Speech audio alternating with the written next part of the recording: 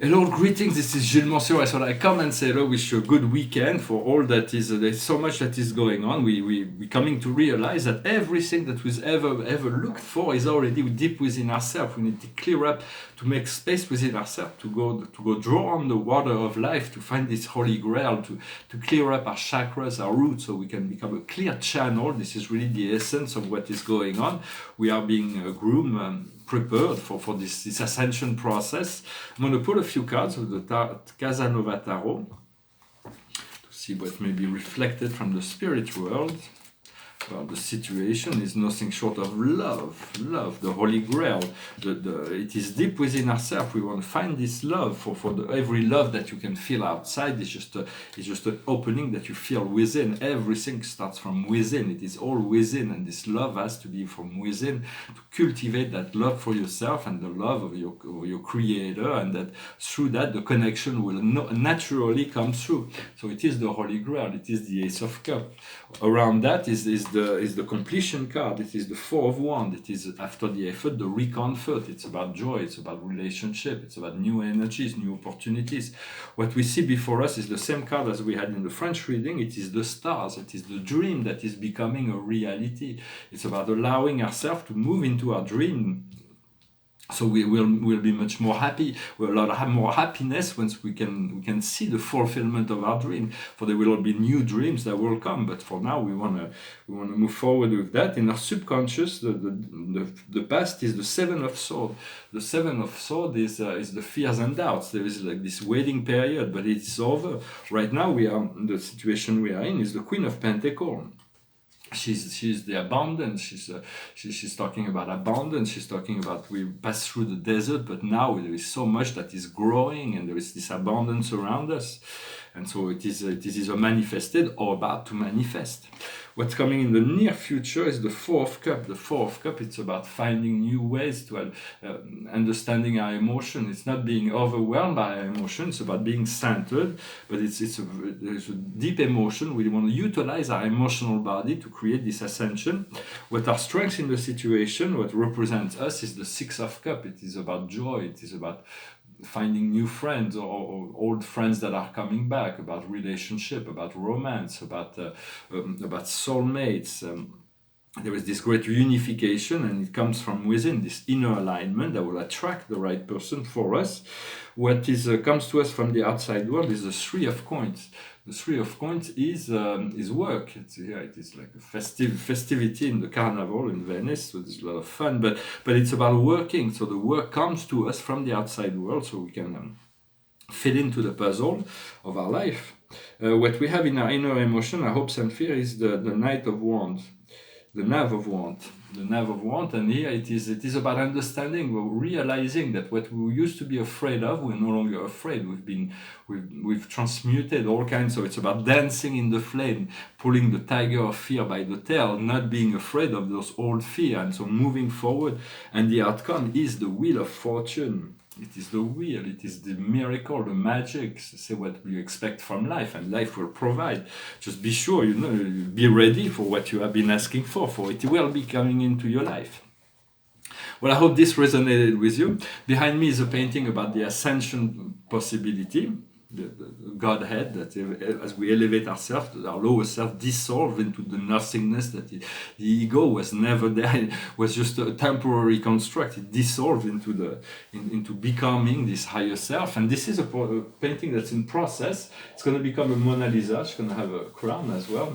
And it's been through many stages, and it will continue, but I put the astrology of Leonardo da Vinci around it. It's the next series of painting I'm going to address on a larger canvas. Painters, great painters, or philosophers, maybe scientists, maybe make portraits, and I put the astrology around them. I thought it would be interesting. What's interesting in Da Vinci's astrology is that he's got his major planets all spread out throughout this whole chart, except in Scorpio. He has nothing in Scorpio, but he's got his ascendant and Palasatina in Sagittarius.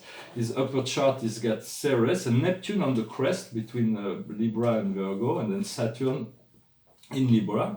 He's got Vesta in Capricorn. He's got Mars in Aquarius. He's got the Moon and Jupiter on the crest that are conjuncting in the crest between Pisces and Aquarius. He's got Mercury on the beginning of Aries. He's got the Sun that conjuncts Venus on the border, on the very border of Taurus. He's got Chiron in Gemini, then Juno and Uranus in Cancer, and then Pluto in Leo. So this is his painting. I've been working on some portraits. Those are not finished. It's a portrait of Paul Klee. Portrait of Jean-Michel Basquiat is maybe a little bit strong. It's a bit violent, but Basquiat has always been a bit violent. But I might change it. It's like he's got all his planet on top of his chart. He's got all kinds of interesting chart. This will be about Magritte. Not quite finished. I don't know what's going to happen to this painting just yet. And this is a painting of Pierre Bonnard. It's kind of shortened the mustache. But Bonnard is the idea of like you can always repaint more and more and more and more. You can never finish a Bonnard painting. So I might leave some sketchy part, but I'm gonna. And the back is kind of pretty. He's got his astrology. He was ascendant in Scorpio, and he's got the Sun conjunct Venus in Libra. And those are little studies I've been doing on paper. Not all the studies. This is the first Pierre Bonnard study. This was a study for portrait of Jean-Michel Basquiat. It's a Steinmetz. This is a study for a portrait of Alberto Giacometti. Those are pretty nice. I like it. If you like Giacometti, you probably understand it more why those paintings look like that. I have 3 more that I'm working on, and I really like this one as well. It's like very Giacometti-like. It's a portrait of a woman. Some studies. Those will have to be framed. They're a small format. This is a portrait of Mondrian. I showed the other one. The other one is still framed. So it's like this portrait of Piet Mondrian. This is another ascending head. I'm not really sure how. Another ascending head. The head that is ascending. This is a portrait of Modigliani. I also have a Picasso, Dali, and Matisse painting. I don't have it offhand. And those are 3 paintings about Claude Monet. 3 study of a portrait of Claude Monet. This one may be a little bit too simple. I might just reinforce it a little bit, maybe a bit weak. And then this one. And also I wanted to share. I've been working on this painting of it's a canvas on the Déjeuner sur l'herbe. It's the luncheon on the grass by Edouard Manet. It's a very important painting, and I did a series of study on paper. I have 5 of them here. They're not finished, but they're. So let's share that. It's, the idea of.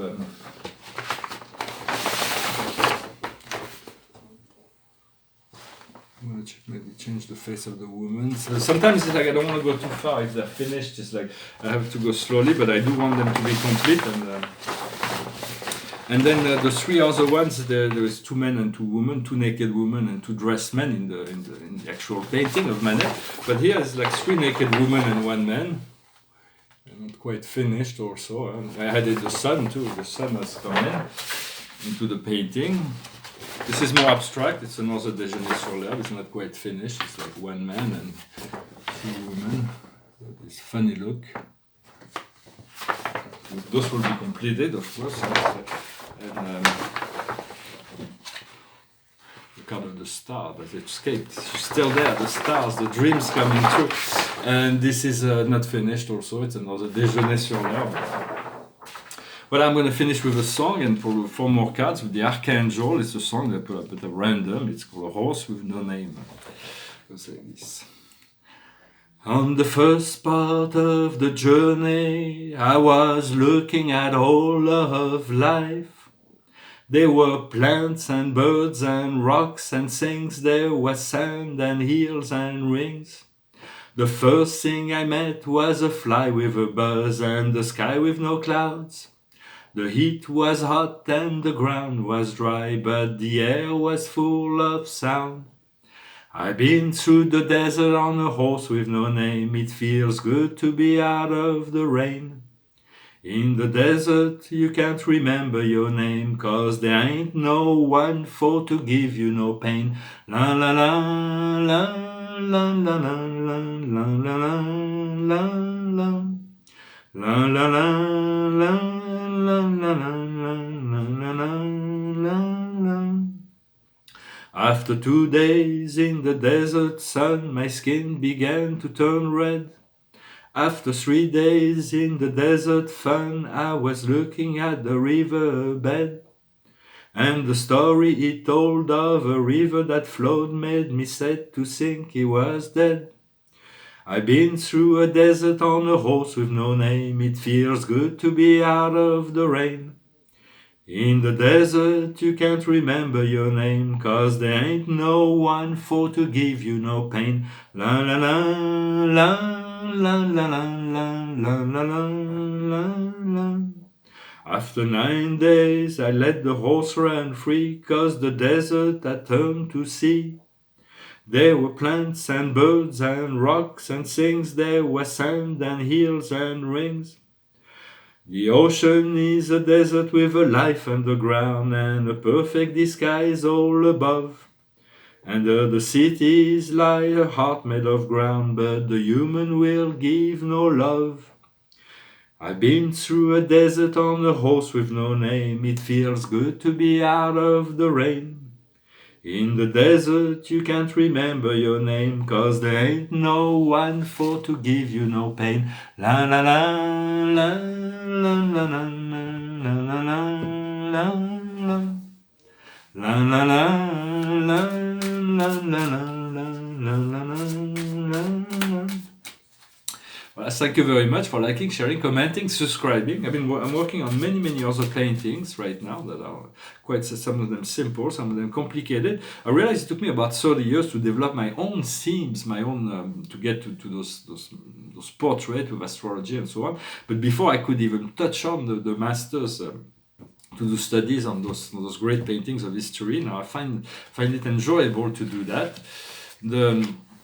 The situation is a lot better than it looks. It says the 10 of Ariel. You have so many reasons to be grateful to life.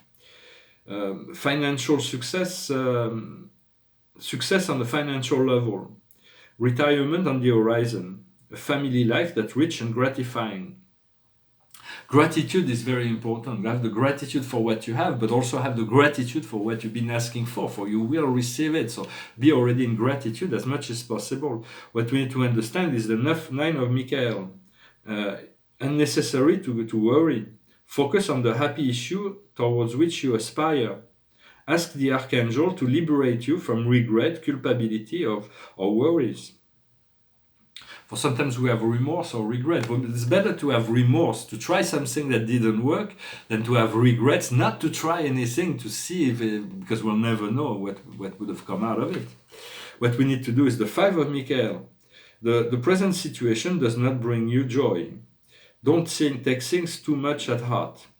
Step out, step back. It's about stepping back and allowing life to unfold. For the outcome is the King of Ariel, prosperous, stable, gifted, powerful. Your projects are unfolding as it should. Professional and financial success. Utilizing your resources well. So it's about those resources are coming. So be wise in the utilization of your resources. I thank you very much. I wish you a wonderful day and I'll talk to you later. Namaste.